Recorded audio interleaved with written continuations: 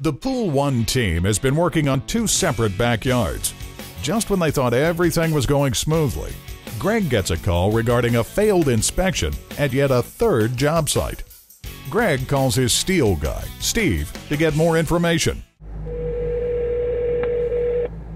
Yes, this is Steve. If I'm not available, please leave me a message. Thank you.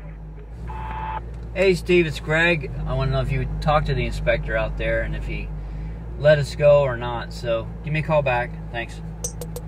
Anytime you build a pool, there's an engineering schedule that comes with it. The engineering schedule is basically a map of where to put your steel. Well, it calls out what steel you have to use, and in this case it said we had to use number 3 rebar, which is 3/8 of an inch thick. What we did is we used number 4 rebar, which is 4/8 of an inch thick, which is stronger.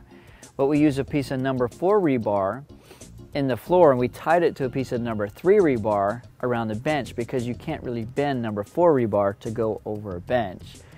And so he didn't like the fact that we tied number 3 with number 4, and so he wants us to install 1 piece of number 3 rebar, which is actually not as strong as number 4 rebar, to make him happy and to pass our inspection.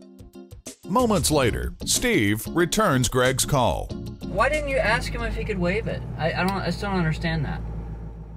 Well, one, I was so busy trying to talk to him about what was wrong with the pool and what I needed to correct it, I wasn't even thinking about waiving the fee. And then all of a sudden he goes, okay, do what you're going to do. Well, now I can't order the inspection until he waives it, so... Okay. All right, I'll call him. I got to get this call. I'll talk to you later. Okay. Bye.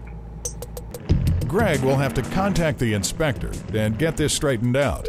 You've reached the County Building Division Inspection Hotline. Oh, somebody gave you a re-inspection fee. Who was the inspector out there with? It was and we had a talk with him this morning, and we had, from the conversation my steel guy had with him, it sounded like we could order the re-inspection because there was a misunderstanding of what he wanted. We had number 3 bar going to number 4. He wanted a straight number 3. So we had done what he wanted. Okay. It says I can't bypass it, but I'm going to transfer you to the inspector. Okay, is he around? See if he can add you. Okay. Okay. He'll hear it this afternoon when he comes in. But I want to make sure I have this inspection tomorrow. I mean. Well, yeah, but he's got to take that fee off. He can do it because he put it on. Okay. Okay? But if so he get can't... on this voicemail, he has to check it. What if he doesn't call me? Then I don't have inspection for tomorrow, and I can't... Well, yeah, okay. But if he doesn't waive that fee, you have to come in and pay for it before I can schedule it. What's the fee? How much is it? $150.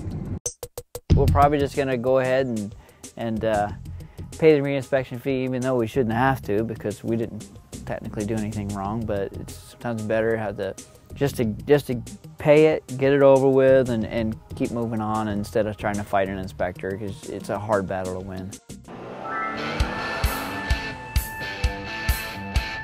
Greg's father is a retired building inspector. Greg calls his father to get some better insight. Hey, question. I've got an inspector being difficult. I've got a number 3 bar and a number 4 bar tied together with 24-inch lap, but he failed us because we didn't use a solid number 3. Is that a bunch of crap, or is he legit? I have a number. The heavier the bar, yeah. Not less of it. Like a number 3 is heavier than a number 4. No, Dad. A number 3 is... Dad, a number 3 is... You talking about a rebar? I'm talking about rebar. You're thinking of electrical wire. I cannot believe you just thought a number 3 bar is bigger than a number 4. That's right. So you've obviously never failed anybody for that, because you didn't know what you were looking at all those years. You went out there looking at rebar. So don't rub it in. All right. Sorry. Okay, bye. Will Greg get a hold of the inspector and plead his case? Or will the Bailey project end up with further delays? More after this.